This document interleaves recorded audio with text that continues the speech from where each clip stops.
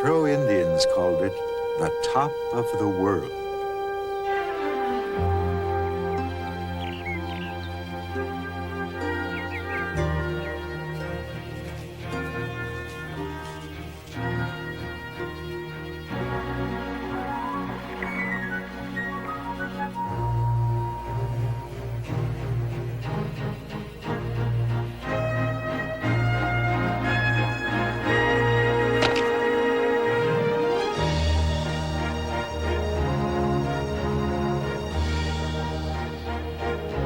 Place of rugged mountain ridges, where white water carves its way through canyons.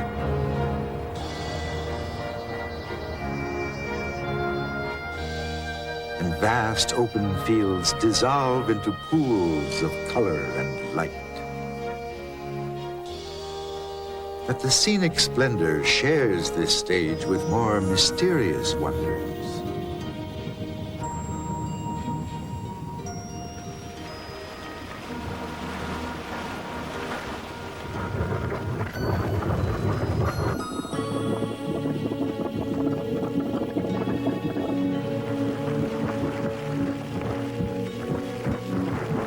Jets of steam and water erupt from the world's greatest concentration of geysers.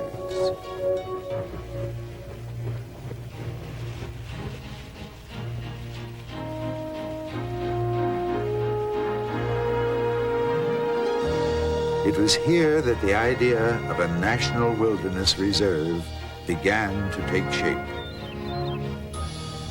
Yellowstone, the great American wilderness. The world's first national park.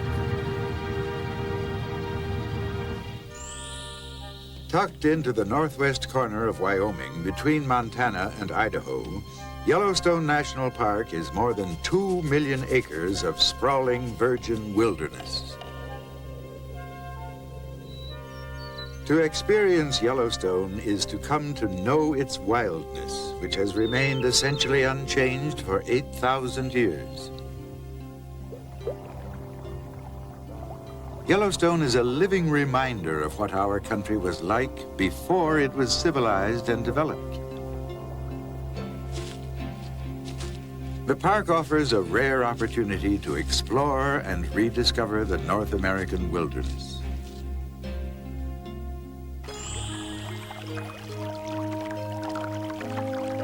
While millions of people have been through the park, it is astonishing to consider how much of Yellowstone has never felt the foot of man.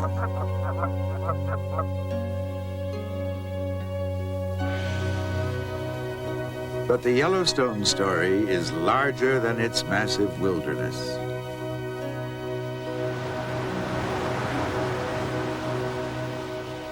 The voices of Yellowstone are startling and eloquent.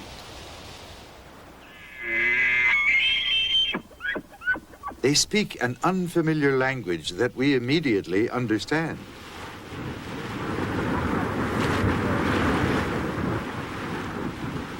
Nature unbridled, its power awe-inspiring and exhilarating.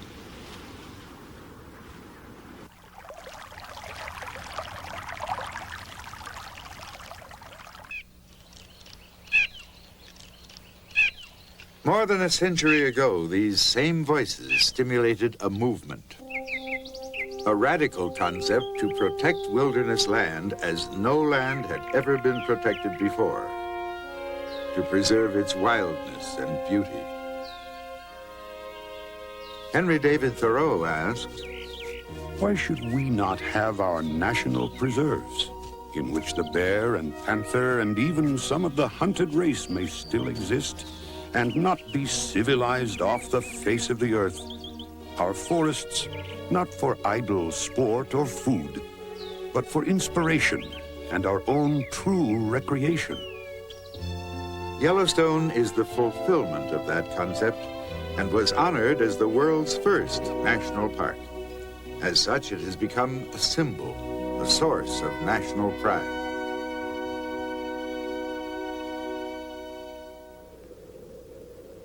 Encircled by the mountain ranges of the northern Rockies, The central basin of Yellowstone is situated on a plateau 7,500 feet high.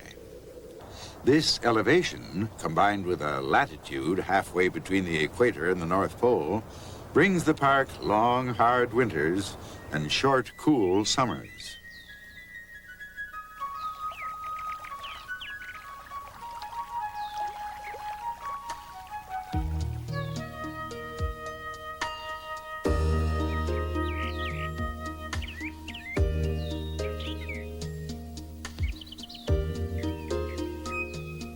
Almost 3,500 square miles in size, Yellowstone has 5 entrances. And these entrances converge into the Park Loop Road surrounding Yellowstone's central plateau.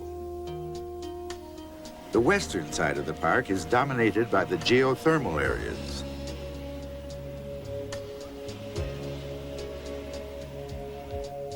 Old Faithful, Yellowstone's most popular attraction, is one of many geysers in the 3 major geyser basins in this part of the park.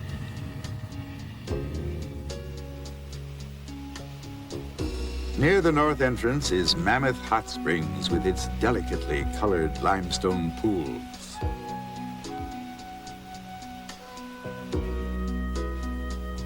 Dominating the southeastern portion of the park is the shimmering expanse of Yellowstone Lake.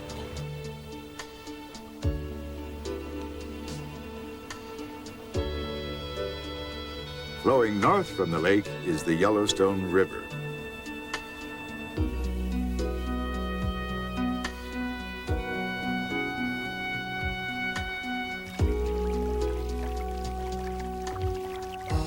The highlight of the eastern side of the park is the breathtaking Grand Canyon of the Yellowstone.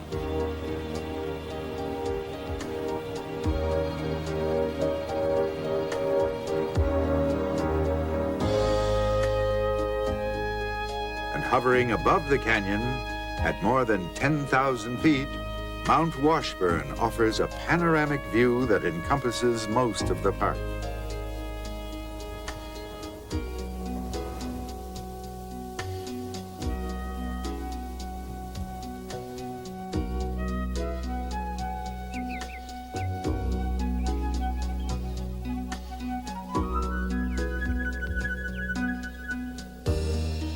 The lower elevations of the northern section of the park are covered with sagebrush and prairie grasses.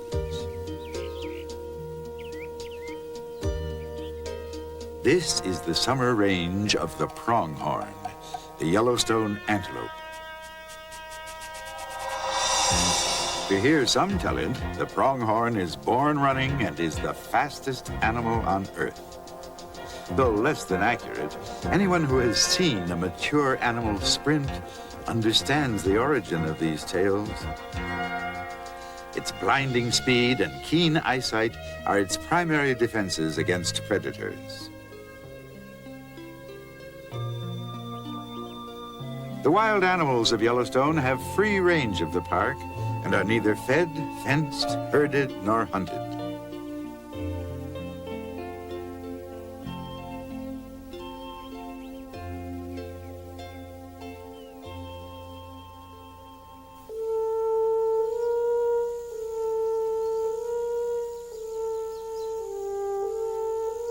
There are more American elk than any other large animal in the park.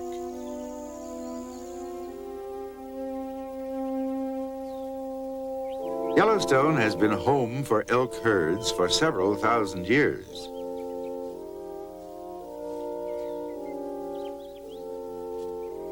The 25 to 30,000 elk eat an enormous amount of plant life, and as such do a significant amount of gardening in the park.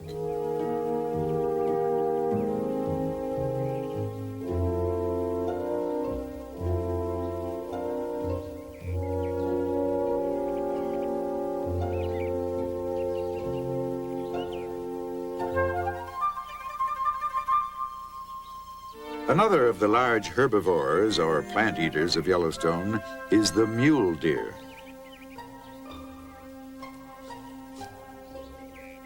With an appetite for leaves and twigs and unable to cope with the deep snow, the mule deer migrate outside the park during the winter.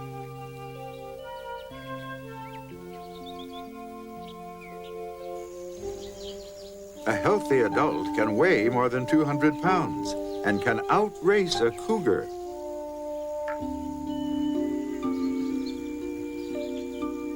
Though its natural camouflage makes it an expert at hiding.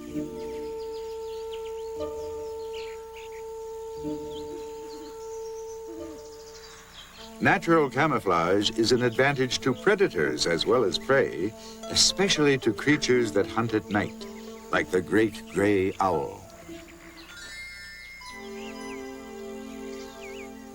Although it is the largest owl in North America, the great gray owl has a noiseless, moth-like flight and is rarely seen by park visitors.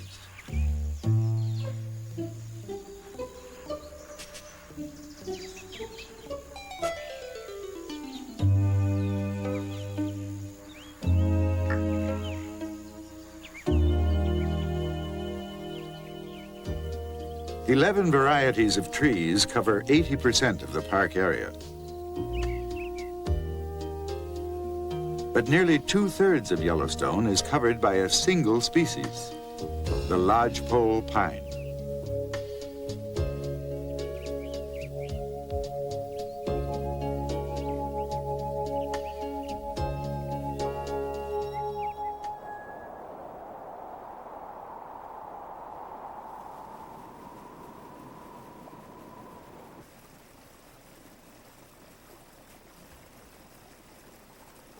There are hundreds of lakes, ponds, rivers, and streams in the park. Yellowstone Lake is the largest body of water in the park.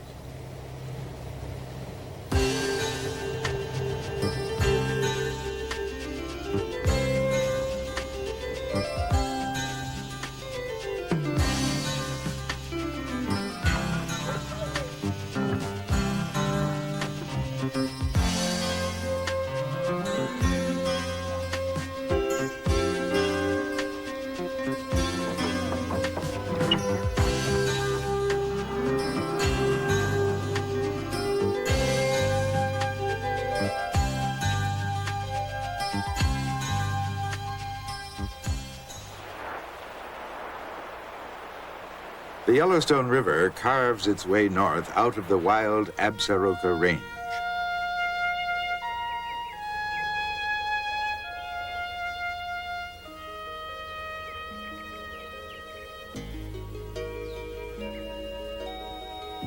The river supports a diversity of wildlife, including the elegant trumpeter swan, one of the nation's rarest birds, as well as the cunning and resourceful coyote.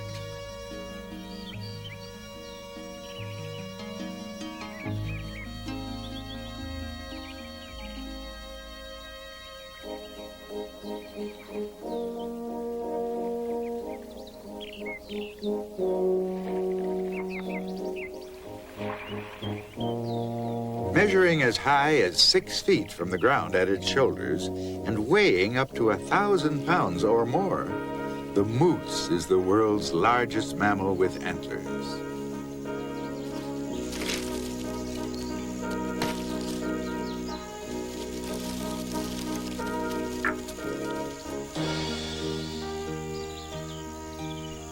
During the fall mating season, the bull tends to charge anything that moves, suspicious that it might be a rival for the affection of the cows.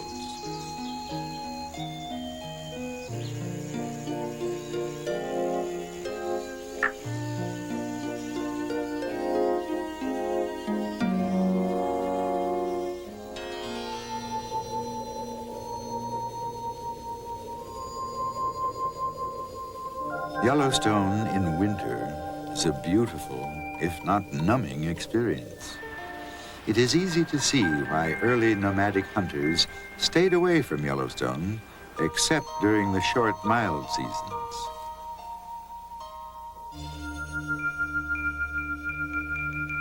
In fact, a small number of Shoshone Indians were the only people who seem to have inhabited this wilderness year-round.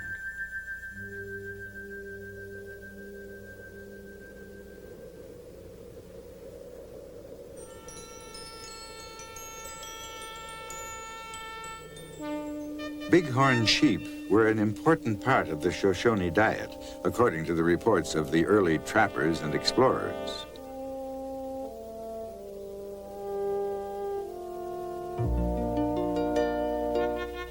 The cup-shaped hooves of the bighorn have an uncanny rock-gripping ability and make the animals particularly nimble in the rough mountain terrain and on windswept ridges.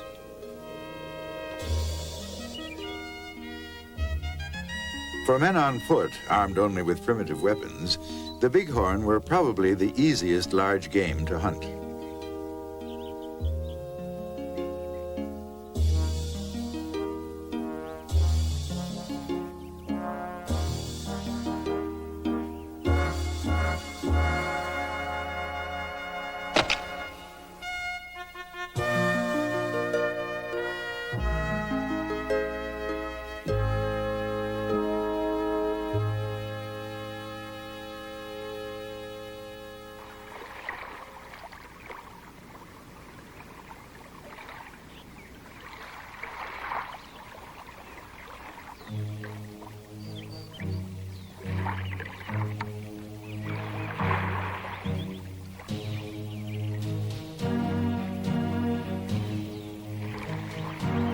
Indians called the bison Great Brother.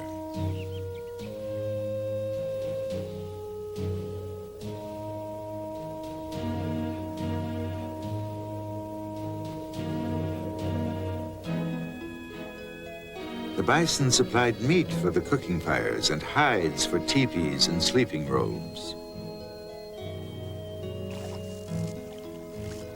The Shoshone made tools and weapons from bison bones, glue from the hooves, and bows from the horns.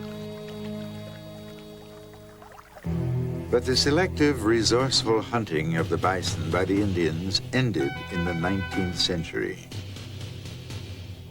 when the white hunters conducted what was known as the Great Big Buffalo Hunt, and in a frighteningly short period of slaughter, reduced the bison population from many millions to near extinction. The 2,500 bison now living in Yellowstone, together with a very small herd in Grand Teton National Park, are the nation's sole remaining wild bison. Today, the bison roam the park freely. And while accustomed to man, are not entirely predictable.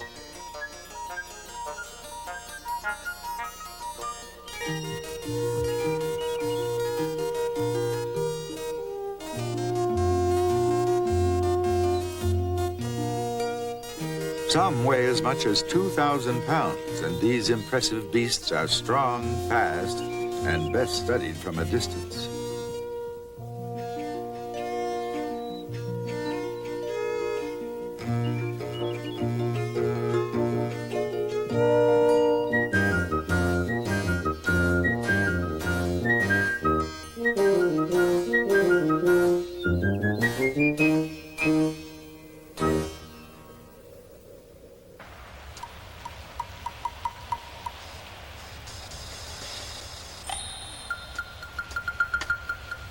Legends have it that the Shoshone warriors believed if they allowed water from a geyser to spray their bodies, it would make them invisible when approaching their prey.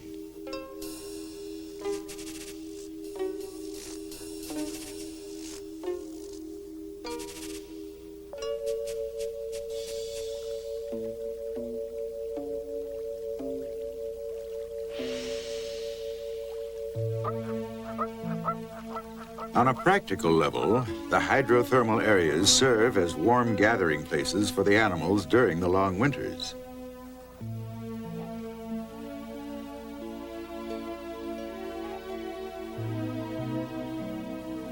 As a result, the thermal areas were also hunting grounds for the Indians and helped them survive.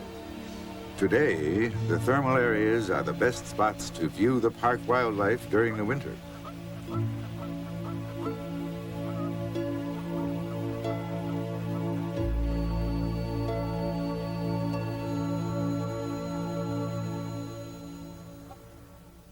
Well, Well, good morning. I'd like to welcome you to this special storytelling hour. My name is Judy Visti, and I work here as a naturalist. And these stories are all Native American legends. Now, as I explained a little bit earlier, when the Indians talked to each other and they didn't know the same language, lots of times they used sign language. And they also used that language, that special sign language, to talk to each other about animals. And since the stories I'm going to tell all have animals in it, I thought it would be fun for us today to do some sign language. Now, sometimes the adults don't want to cooperate, so all you kids in the front row, I want to make sure that you keep those adults doing sign language too. Okay, now I see this man back here. We're going to make sure he does it especially. But remember we learned deer. You want to practice it? You do, in my job as a naturalist, get a fair amount of positive response from visitors. And I sometimes say being a ranger is kind of like being a nun. You know, everyone is nice to you, and they let you cut into the line in the grocery store and things like that, because there's a public respect for the institution that is still intact. One of the things I see in our culture, especially like even in the last 15 years and when I was in graduate school, is that we're so careful to be scientific and analytical about animals that we don't take the opportunity to maybe learn from them, which is what the Indians did in their observations of the animals. They didn't think of the bear as a research object. They thought of it as an animal that was skilled at living, and how could they imitate it? The way the Indians could say goodbye in sign language was this: may the Great Spirit make sunrise in your hearts. Thank you very much.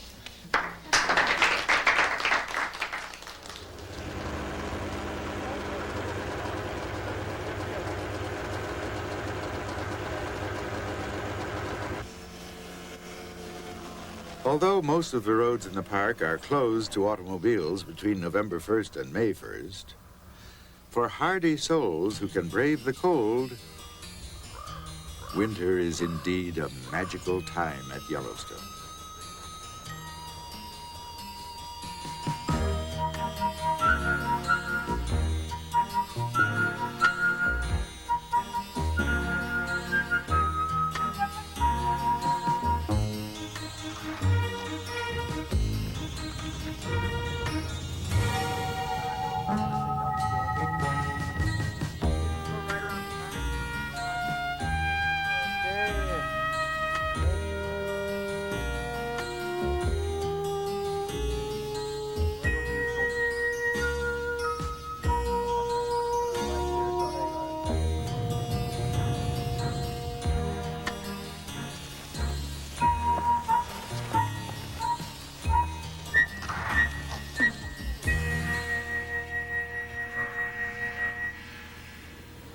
The word geyser comes from the Icelandic word meaning to gush.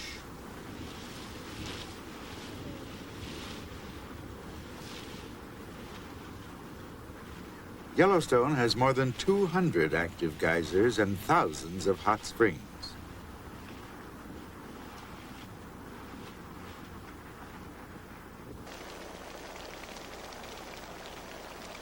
Aptly, the park has been called a huge volcanic cauldron, where a bubble of fire from deep inside the earth fuels the greatest concentration of geysers in the world.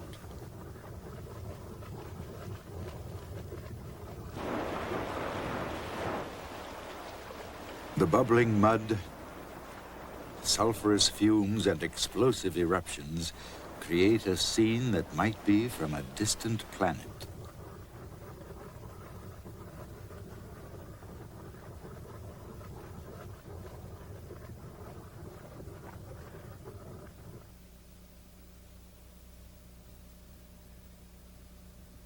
As it has for at least 100 years, Old Faithful blasts its towering plume of 9,000 gallons of boiling water as high as 180 feet.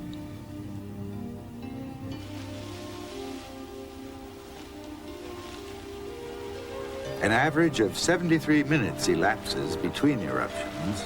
Each lasts 2 to 5 minutes.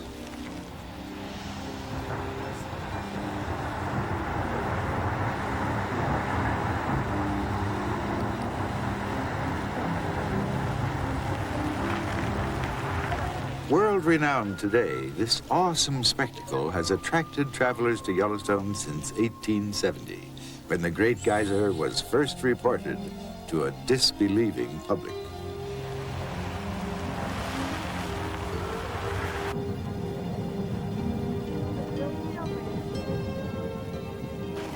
The park's geysers come in all shapes and sizes, and most erupt on a very whimsical schedule.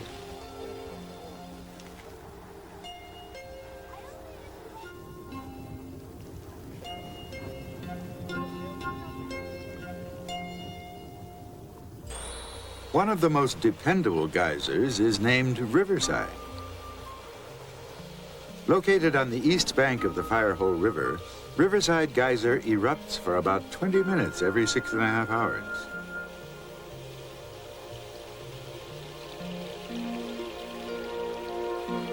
It shoots its 75-foot column of water in a graceful arc over the river.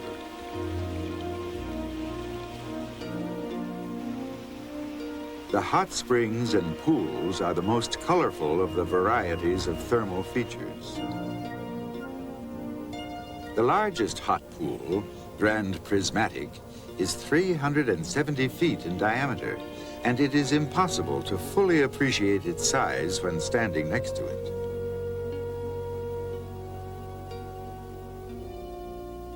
The vibrant rings of color are created by minerals and by microscopic creatures that live in the hot water. Algae and bacteria of various colors thrive at different temperatures, so that the rings of color also indicate varying heat levels, often as hot as 200 degrees.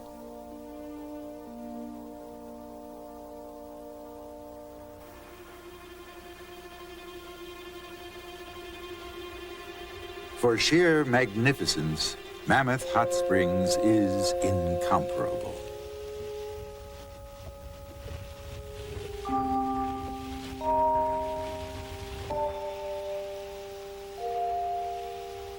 Thick beds of limestone lie underneath Mammoth Springs. As heat dissolves the calcium carbonate in the limestone, traces of calcium are redeposited outside in the form of terraces. Minerva Terrace is an outstanding example of the self-sculpturing patterns that can form in this environment.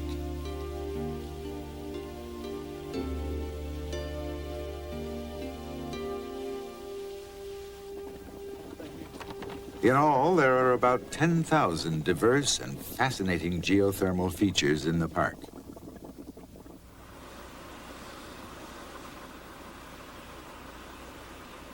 The question remains, how did they get here?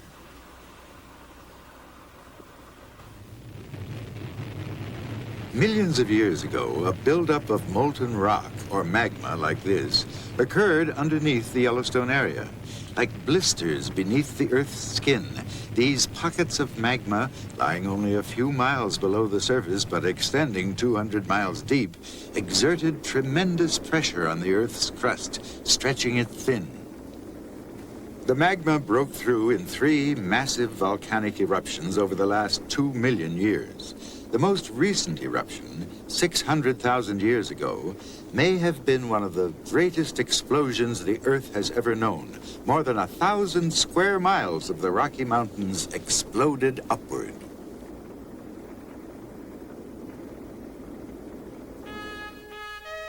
This eruption was responsible for the landscape we see today.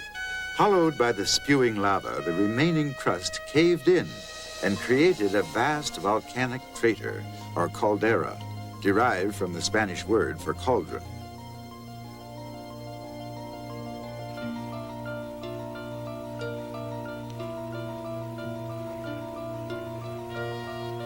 Over the next 500,000 years, lava flows filled the caldera and gradually solidified into the rock found over much of the park today.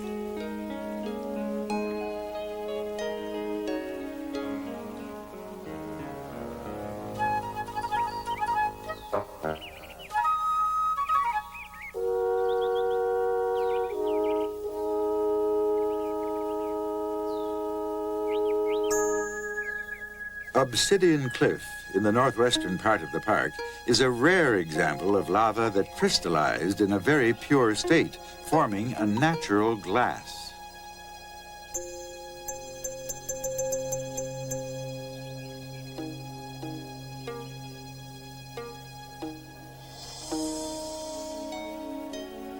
On Specimen Ridge in northern Yellowstone, petrified forests stand as a legacy of the volcanic activity. The fiery eruptions stripped away leaves, branches, and bark, but amazingly, some of the trees did not burn. The volcanic ash, cinders, and mud flows that totally engulfed the trees cut off the oxygen the fire needed in order to burn the wood. Over thousands of years, minerals from the surrounding rock replaced the living tissue of the buried trees cell by cell.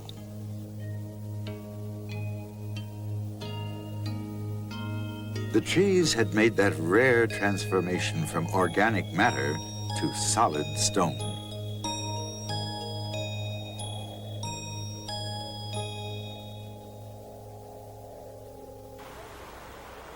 The source of the unusual geological features of Yellowstone is implicit in the word hydrothermal, meaning water and heat.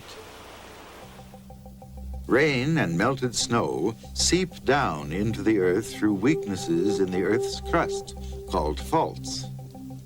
The molten rock, or magma, beneath the earth's surface heats this water. Because of its abundant precipitation and the large accumulation of magma near the surface, Yellowstone has the world's largest collection of hydrothermal features. The differences between the thermal features are the result of the different systems of plumbing, how the water gets to the heat and back again. In the plumbing system of the geyser, water collects in pockets and is superheated, but the weight and pressure of the water above it raises the boiling point. Eventually, the water reaches a boil, forcing some of the overlying water up and out. This action reduces the pressure, the superheated water vaporizes, and a tremendous volume of steam forces water out of the vent in an explosive eruption. In the plumbing system of hot springs, the water circulates freely enough so that no superheating occurs, and the water, often as hot as 200 degrees, emerges at the surface.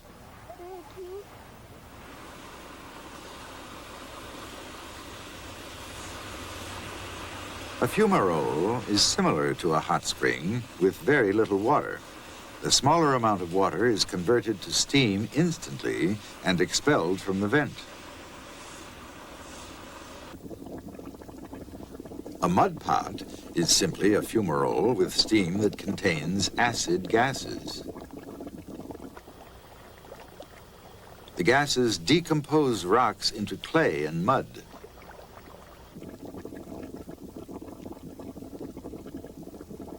A mud pot forms on top of this type of fumarole.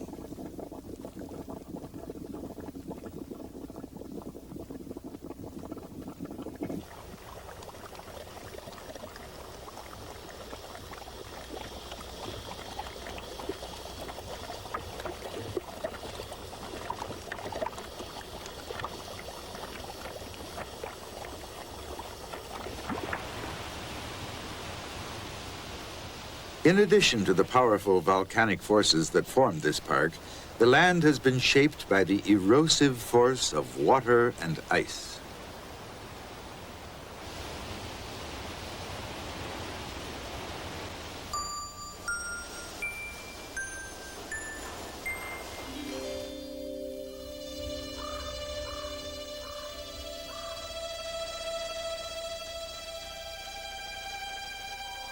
Over the past 300,000 years, Yellowstone has been glaciated at least 3 times.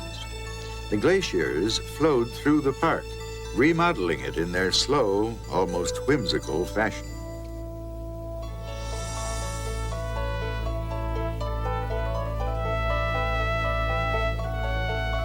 thinning and sharpening mountains by plucking boulders away from bedrock.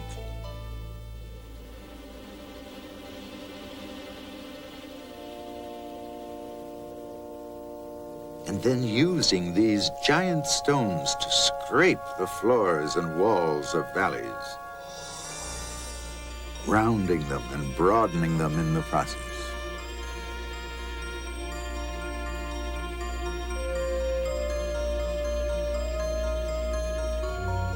As they slowly receded, the mountains of ice melted to fill in the Yellowstone Lake Depression. And sand and silt were left across broad areas of the park.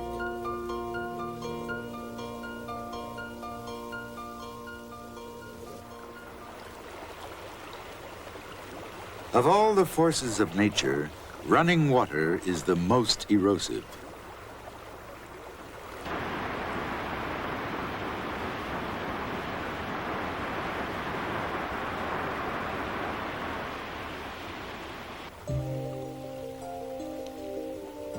And Yellowstone's many mountain streams and rivers have cut a network of valleys and canyons across the park.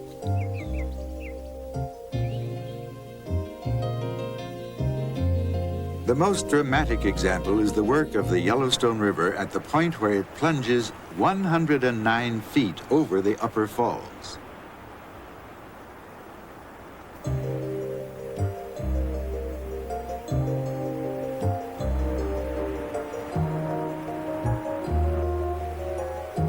A half-mile farther down, the thundering river approaches the lower falls.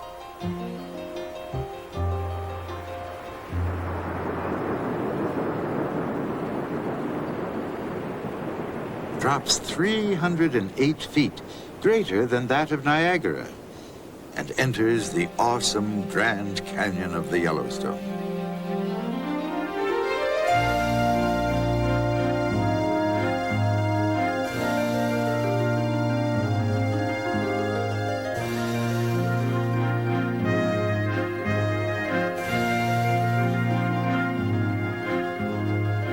"26 miles long, the canyon alone would be reason enough for a park."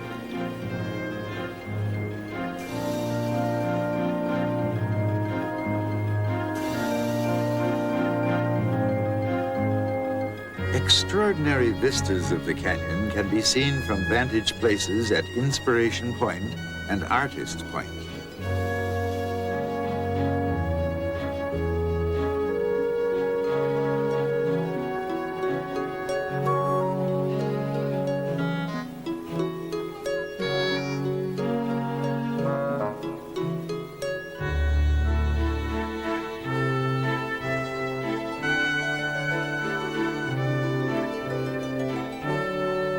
The glowing golden hues of the canyon walls are not merely solar sleight of hand.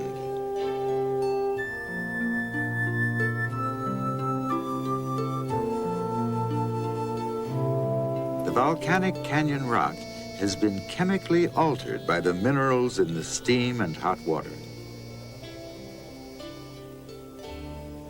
From the earliest recorded visits, the canyon left a deep impression on explorers who happened upon it. In fact, the Lewis and Clark expedition of 1805 passed north of the Yellowstone country, since they had heard little about the natural wonders of the region. On their way home, however, John Coulter, a member of the expedition, did obtain permission to leave the party to explore and establish trade relations with new groups of Indians. In the fall of 1807, Coulter became the first known white man to set foot inside what we today call Yellowstone. By 1837, tales of his adventures were widespread, and the novelist Washington Irving wrote about Coulter's description of gloomy terrors, its hidden fires, smoking pits, noxious steams, and the all-pervading smell of brimstone. The area became known among trappers as Coulter's Hell. For years, Yellowstone was the domain of fur trappers, and stories about its wonders continued to circulate as the tall tales of mountain men, too fantastic to believe. Colorful trappers such as Jim Bridger often improved upon the truth. Yes, sirree. There's miles of petrified hills covered with layers of petrified trees, and on them trees are petrified birds a-singing petrified songs.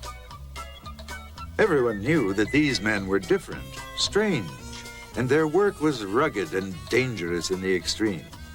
But in 1840, the fur trade collapsed when silk hats became the fashion and the beaver hat went out of style. Through the end of the Civil War, the only white men the Indians saw were prospectors in futile search of gold. Between 1869 and 1872, several parties of explorers set out to finally confirm or deny the rumors about Yellowstone's thermal features. The best known of these was the Washburn-Langford-Doane expedition of 1870. For more than a month, the 19 men in the expedition systematically explored the area, keeping careful records of their journey.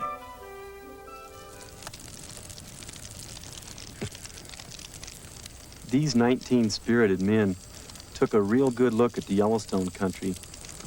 They traversed it and saw what they considered to be were the greatest natural wonders on the continent. Among those things that were most special to them were Tower Falls because of its beauty, and Mud Volcano, which in the 1870s was throwing mud 300 feet up into the air. The size and height of Yellowstone Lake was astounding to them. And then finally, toward the end of their journey, they came upon the greatest collection of geysers in the world there at Old Faithful, and they even gave the name to Old Faithful. It was at a campfire not too far from here, just before they were leaving the Yellowstone country, that they had some discussions about what they were going to do as the expedition broke up. And one man suggested that they apply to the Wyoming Territory for the rights to divide up the land they had looked at so that they could benefit monetarily from it.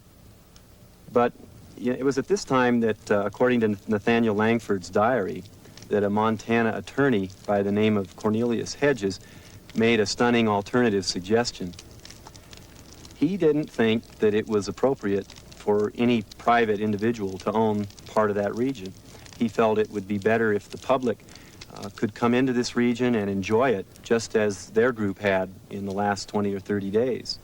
And his suggestion was so popular amongst the group that they dedicated themselves to that objective as they left the park area. And some of the things they did were to publish their journals in magazines and newspapers. And Nathaniel Langford even went on public speaking dates around the country to talk about the Yellowstone adventure. It was at one of these speaking engagements where Ferdinand Hayden happened to attend. He was at that time working for the U.S. Geological Survey for the United States government.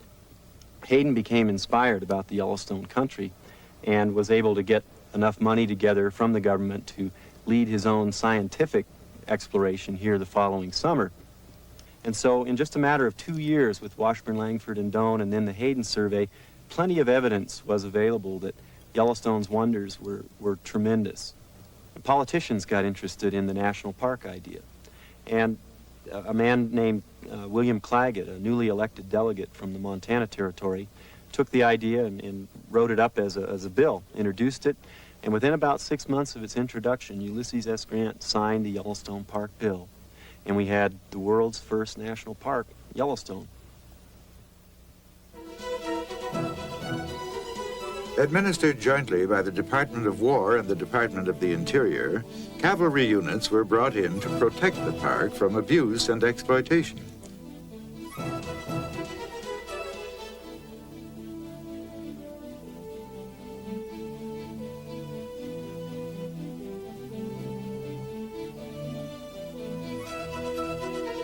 And Army engineers began building roads to make the park accessible to the people.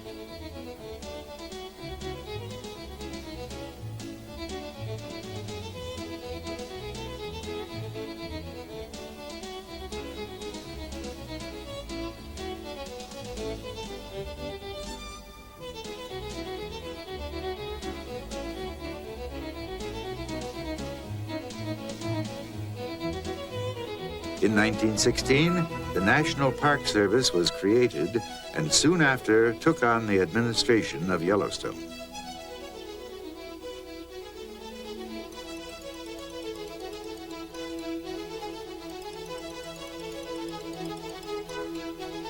The National Park Service has a mandate to preserve the natural wonders within park boundaries in an undisturbed state and make them available for the enjoyment of all.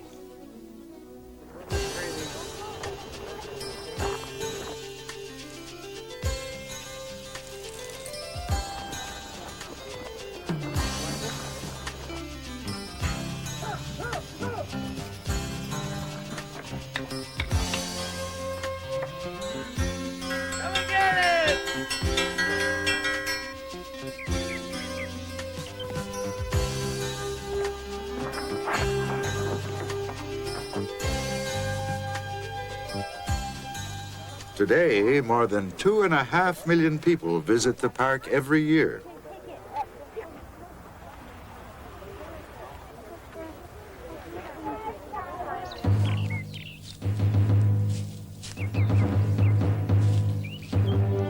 Here, the bear that walks like a man, the awe-inspiring grizzly, is king. Park rangers will tell you that you are more likely to be struck by lightning than to be attacked by a grizzly, but they warn you to be cautious.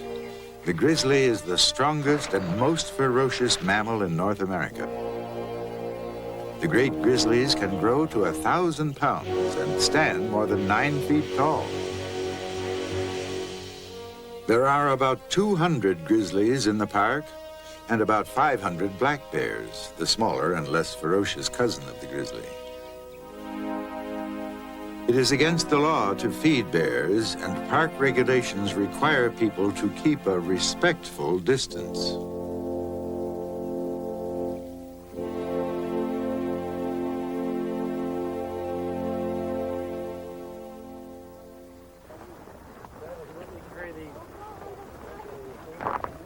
Barbara Pettinga is a naturalist and ranger who regularly leads interpretive walks through grizzly country.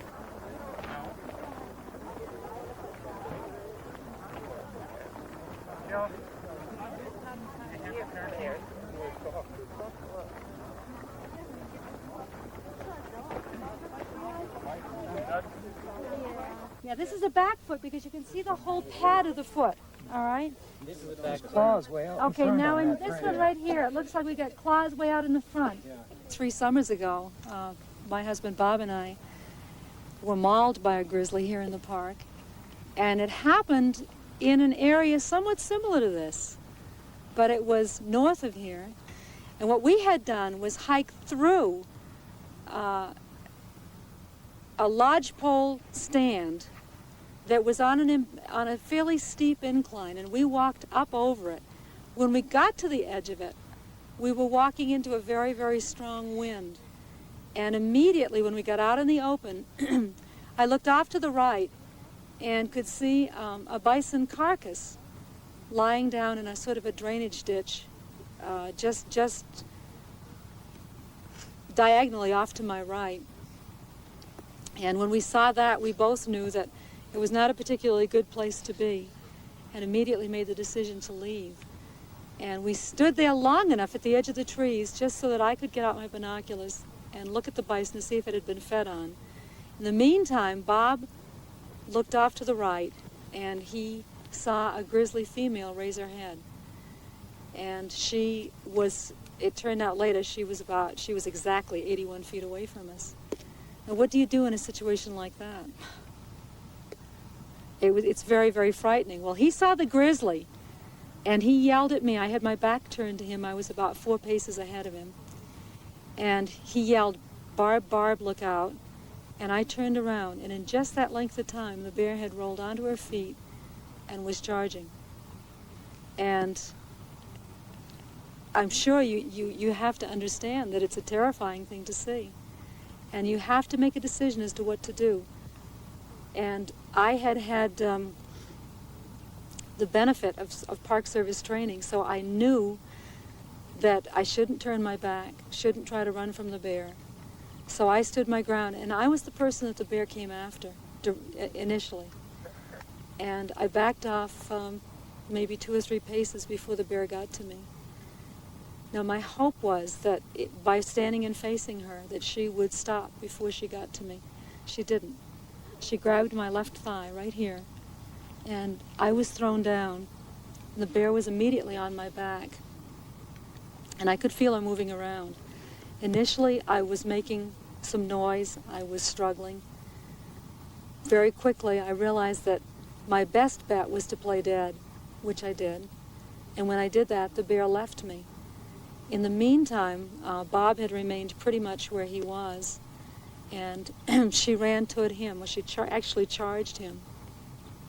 He was standing right near a broken over tree that had snapped off about this far above the ground.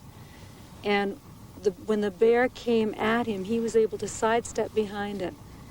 He ducked away from her. She grazed his shoulder. She actually ripped his clothing and just bruised his flesh slightly. And he went into an approximation of what we call the cannonball position. And the bear, at that point, bit him above the knee, and then she left him and she ran up slope. When she got to the top of the slope, she turned around and she came racing back down again. And this time she went right over the top of Bob and then came back out at me. In the meantime, neither one of us had moved at all. When she got to me, she stood just downhill from me and she hooked her claws under my uphill side and pulled me onto my back. And I didn't move. I kept my eyes closed. I don't think I breathed. And the momentum was such that I could use it to get myself face down again. And she did that 3 times. And then she seemed to be satisfied that we were no longer a threat. And she left. Now, what I forgot to tell you in the beginning of the story was that she had 2 cubs with her. So the situation was an extremely loaded situation. We surprised a female bear with cubs who was defending a carcass. Any one of those 3 ingredients would have been enough in and of itself at that close range to trigger an attack. So we were lucky, I guess, in the sense that we encountered all 3 really risky situations in grizzly country, and we came out of it very, very well.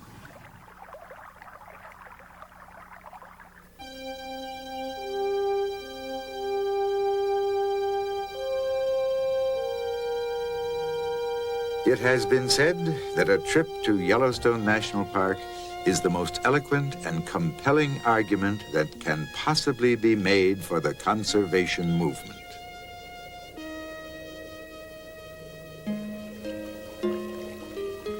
Yellowstone puts us on intimate terms with the ancient elemental forces of nature.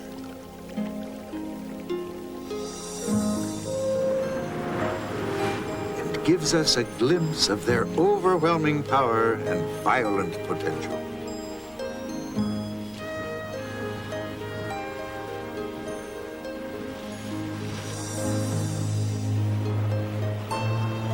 Here you can walk by a sea of boiling mud.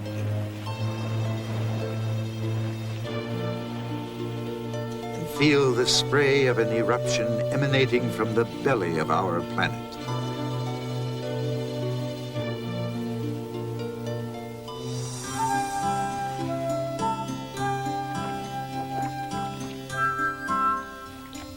Here you can explore the wilderness where animals are in natural relationships with each other and with the land.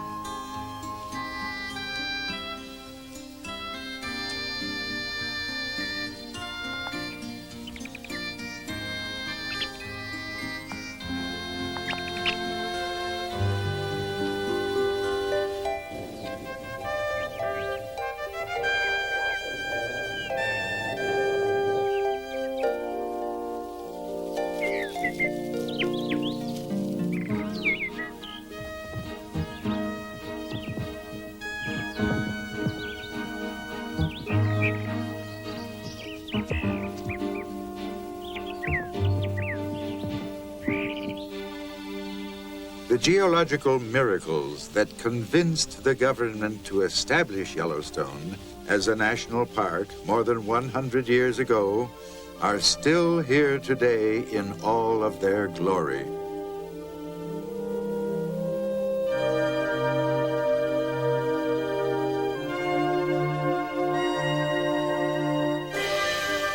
It is our great fortune that the early explorers of this park were so moved by the grandeur of Yellowstone that they acted to protect it and make it a national trust and heritage for the American people. A member of the original Washburn expedition of 1870 observed, "It was like the fairest dream which ever came to bless the slumbers of a child. How still it was. What silence reigned.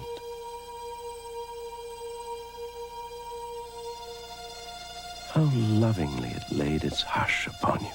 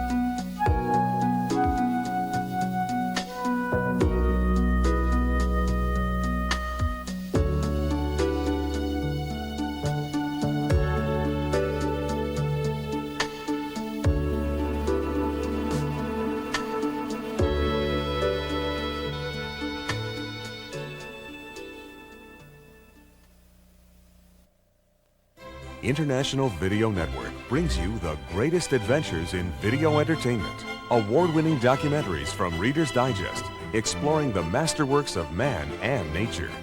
Travel planning videos from Fodors, revealing looks at the people, places, and cultures of the world. Rand McNally Video Expeditions, taking you to some of the most remote and dangerous places on Earth. Rand McNally Video Travelers, whirlwind tours you can enjoy from the comfort of your living room.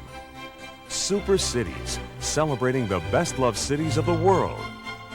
And Video Visits, whisking you away to exotic, romantic, and popular destinations. International Video Network, great adventures in video.